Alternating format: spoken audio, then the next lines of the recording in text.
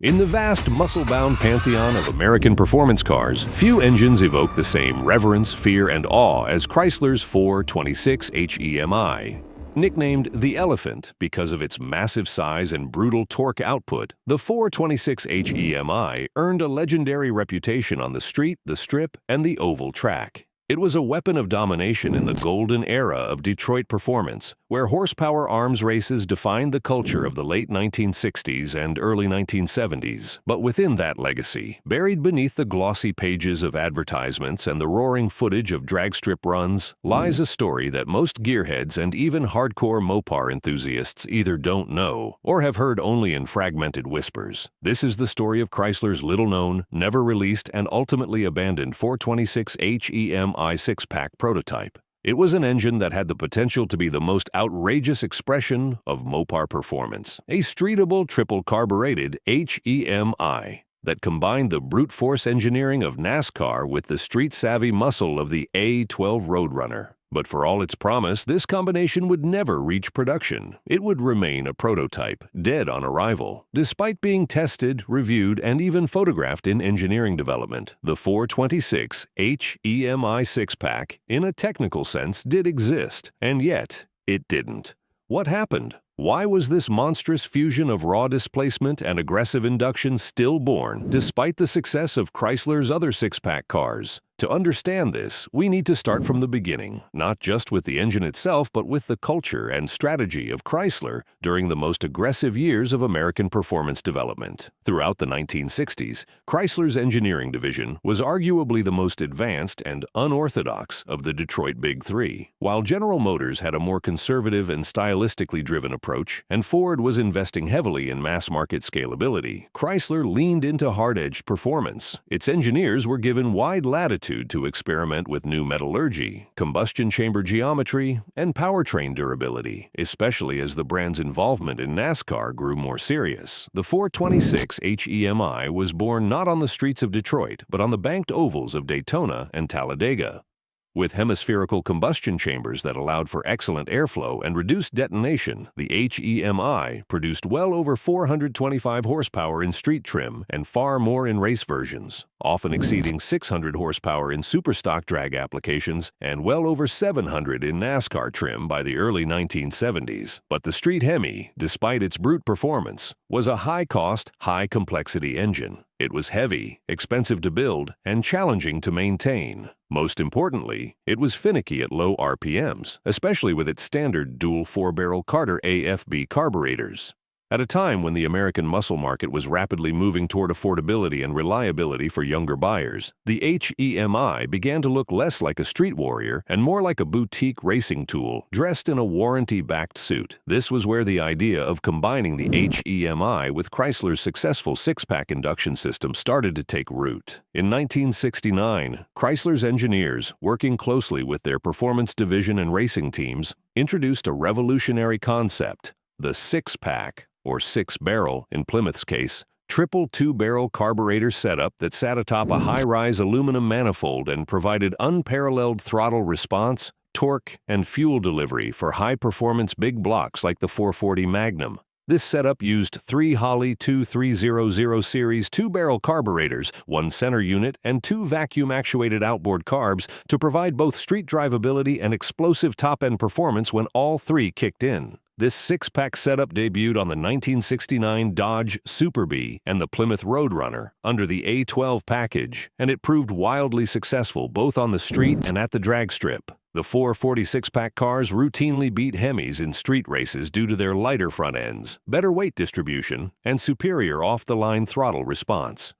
While the HEMI was technically superior in ultimate horsepower and high RPM breathing, the six-pack 440 was more accessible, more forgiving, and, crucially, cheaper. Chrysler took note. If a 440 wedge with triple carbs could hang with or even outrun a dual-quad HEMI, what would happen if those same six-pack carbs were bolted to a HEMI engine? On paper, it was an irresistible idea. In the field, it proved more complicated. Development of a six-pack equipped 426 HEMI is believed to have taken place in late 1969 and early 1970, when Chrysler was riding the crest of its performance peak. Internally, Chrysler engineers began testing prototype manifolds that could accommodate the triple two-barrel carburetor setup atop the HEMI's tall and wide cylinder heads. These heads required special consideration due to their unique intake port configuration and high-flow characteristics. The engineering team did in fact construct several prototype manifolds, some in aluminum, some in cast iron, to fit 3 Holley carbs on top of the HEMI engine. There are documented photographs of test engines on dyno stands and even under the hoods of experimental test mules, including modified road runners and chargers. Some accounts suggest that one prototype was even road-tested by select engineers under heavy disguise. The numbers from the test bench were staggering. With careful jetting and a tuned advance curve, the HEMI Six Pack produced more low-end torque than the standard dual-quad version and retained most of its high RPM airflow benefits. The triple carb setup also provided a better transition between part throttle and wide-open operation, making the engine slightly more civilized in stop-and-go driving, though the difference was marginal, given the HEMI's inherently aggressive camshaft and high-flow heads. Despite this promising performance, the project stalled. Chrysler would never officially offer a six-pack 426 HEMI to the public. The cancellation of the 426 HEMI six-pack wasn't due to technical failure. It was a collision of timing, politics, and corporate reality. By the end of 1970, several powerful forces were conspiring to kill the entire muscle car movement. First, the insurance industry was cracking down on high-performance vehicles with brutal premium hikes. The six-pack engines, while less notorious than the HEMI, were still high on the insurer's blacklist. Adding the two together would have made premiums astronomical and likely deterred buyers. Second, Chrysler was already under pressure from federal regulators regarding emissions compliance. The six-pack setup was not known for clean emissions. It lacked exhaust gas recirculation, was difficult to tune for lean operation, and required frequent adjustment to maintain proper fuel balance. A triple carburetor HEMI would have been a nightmare to certify under emerging EPA standards. Third, cost was a major factor. The HEMI was already the most expensive engine in Chrysler's inventory. Pairing it with a custom-cast triple carb intake manifold and 3 Holley carburetors would have increased production cost significantly, not to mention additional complexity in service training, warranty support, and fuel delivery systems. Fourth, the internal performance marketing strategy at Chrysler had already drawn a clear line between the HEMI cars and the six-pack cars. The HEMI was the ultimate top-tier offering, available in the RTs, GTXS, and top-level CUDAs. The six-pack was the street brawler's choice, raw, rough, and slightly more accessible. Blurring those lines would have confused the brand identity of Chrysler's performance tiers at a time when clarity was desperately needed to maintain customer loyalty. And finally, the muscle car era was dying fast. Insurance pressure, emissions crackdowns, rising gas prices, and a looming recession spelled the end for ultra-high-performance cars by 1971.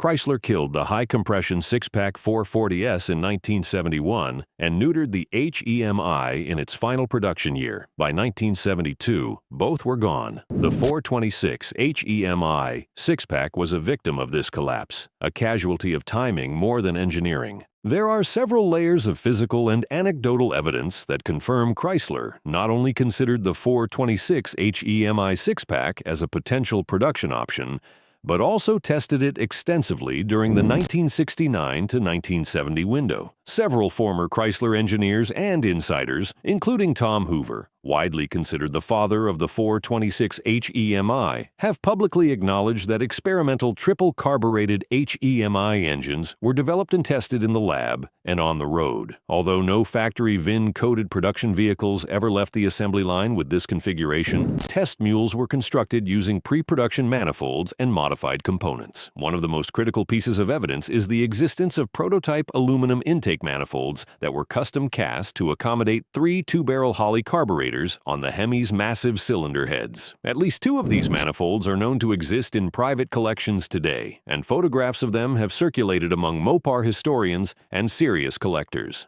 These manifolds differ significantly from the standard dual-quad aluminum intakes used on production HEMI engines. They feature revised runner lengths, elevated carb mounting platforms, and custom linkage accommodations, details that confirm they were engineered specifically for HEMI Six-Pack experimentation. Additionally, Chrysler's engineering records from Highland Park suggest that at least one running prototype was built and tested at the Chelsea Proving Grounds. While full dyno sheets have not been publicly released, insiders familiar with the project have noted that the six-pack-equipped HEMI produced superior mid-range torque compared to the factory dual-quad setup, with a flatter torque curve and better throttle modulation under load.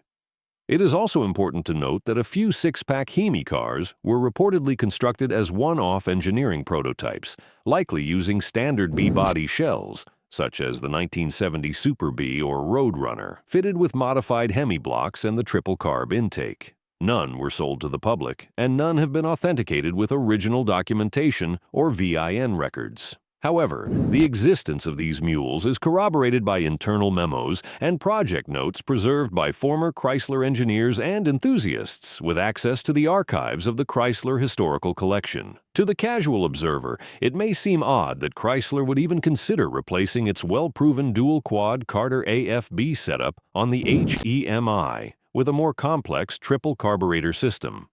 After all, the HEMI's hemispherical combustion chambers and high-lift cam profiles were already designed to optimize airflow, but when one digs deeper into the performance metrics and drivability challenges of the dual-quad HEMI setup, the motivation becomes clearer.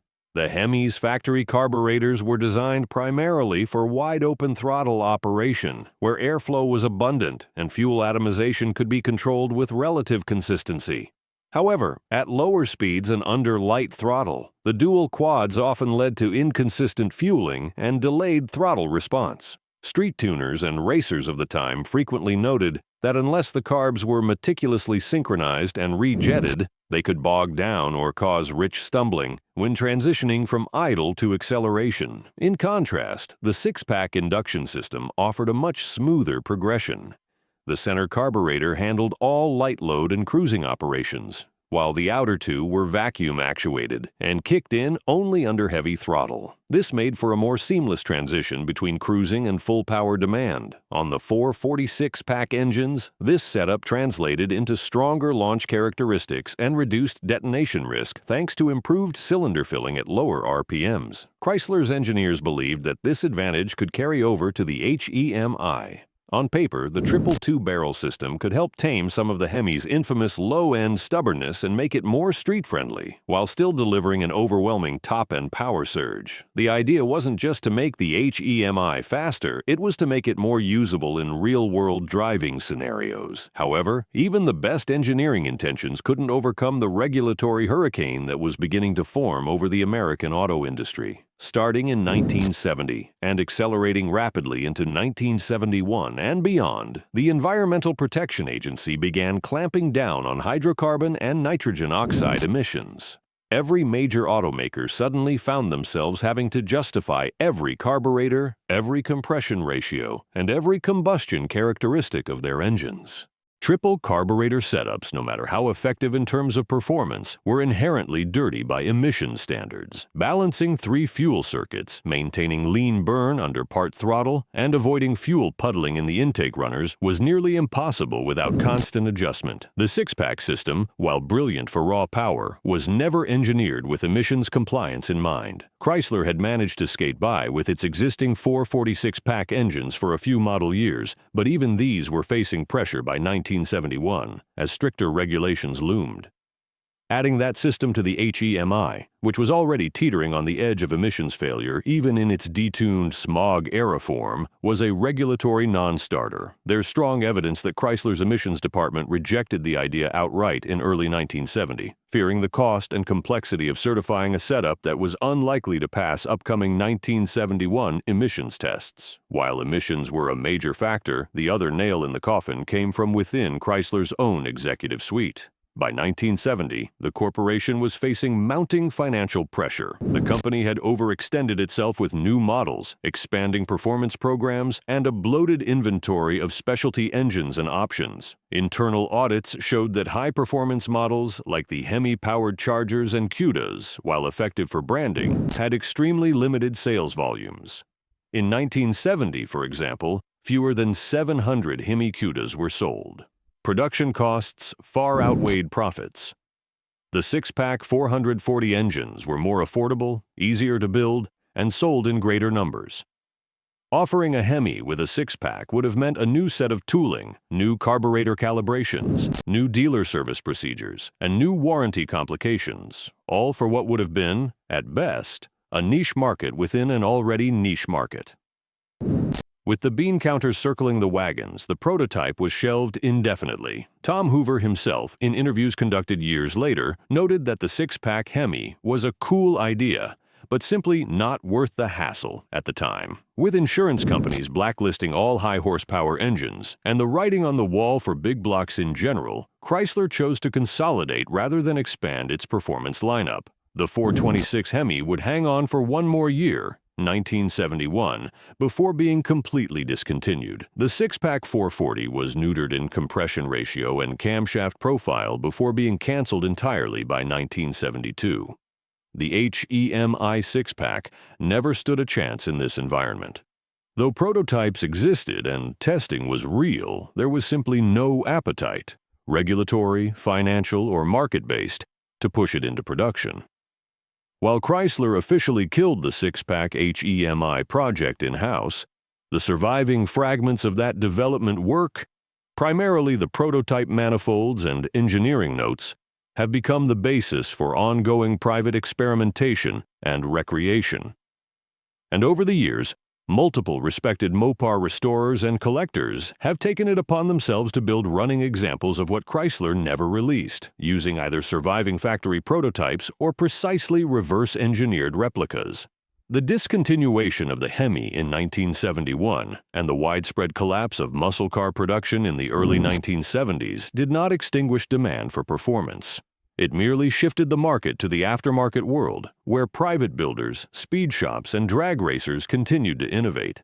In the years following the muscle car decline, multiple aftermarket companies, including Edelbrock, Wyand, and Offenhauser, experimented with non-standard induction setups for the 426 HEMI, though none offered a full six-pack configuration. As with any story that flirts with obscurity, the 426 HEMI six-pack has also accumulated a fair share of myths, exaggerations, and false claims over the decades. For the sake of factual clarity, it is critical to distinguish between what Chrysler actually built and what has been erroneously claimed. First, no factory vehicle, meaning a car with a VIN, a broadcast sheet, and matching numbers, was ever sold to the public with a six-pack HEMI setup. While it is true that a handful of engineering mules were built for internal testing, none were serialized for public sale. Any claims to the contrary have been thoroughly debunked by the Chrysler Historical Collection and the Galen-Govier Registry, which documents all known HEMI-equipped production cars. Second, there is no record of Chrysler ever producing a complete six-pack HEMI intake system as an over-the-counter direct connection or Mopar performance part. While the company offered numerous high-performance pieces through its catalog program, such as cross-ram intakes, tunnel rams, and racing camshafts, there is no documented part number or listing for a triple two-barrel setup designed for the 426 HEMI.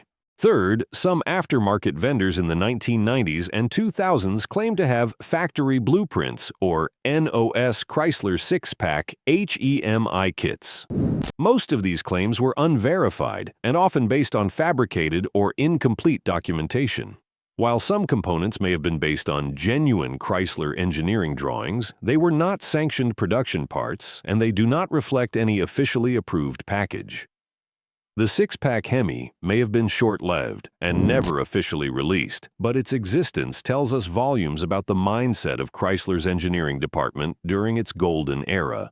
Unlike its competitors, Chrysler often placed a higher priority on mechanical efficiency and race-bred performance than on mass-market compatibility. The very idea of bolting a triple carburetor setup onto one of the most complex and expensive production V8s ever made illustrates the radical thinking that defined the company's performance engineers. The six-pack HEMI was not some rogue experiment. It was a reflection of Chrysler's unrelenting desire to dominate both the track and the street. As the years passed and the muscle car era faded into the rearview mirror, much of the raw energy and experimentation of that time gave way to an increasingly regulated and conservative automotive landscape. But despite the official discontinuation of the 426 HEMI after the 1971 model year and the complete absence of a six-pack variant in Chrysler's production lineup, the legend of the triple-carb HEMI did not die.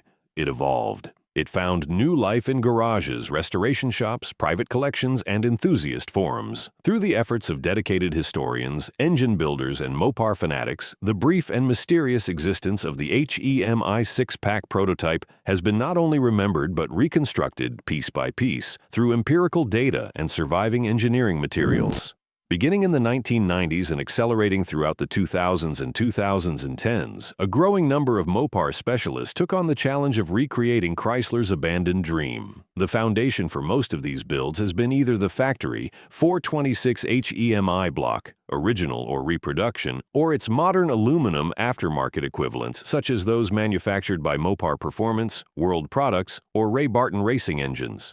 Could it work today? With today's advanced fuel injection systems, high-speed engine control units, and electronic throttle bodies, the idea of a triple carbureted street engine may seem antiquated. But from a purely mechanical and performance perspective, the six-pack concept still holds relevance, particularly among traditionalists who value analog response, raw induction sound, and old-school tuning dynamics. In fact, several custom car builders have created modern restomods that pay homage to the six-pack HEMI by blending vintage engineering with contemporary support systems. Some builds now use electronic fuel injection (EFI) systems that replicate the appearance of triple Holley carbs but function with computer-controlled precision. This hybrid approach retains the iconic look of the six-pack induction while solving the fuel metering and drivability challenges that plagued carbureted setups in the 1970s.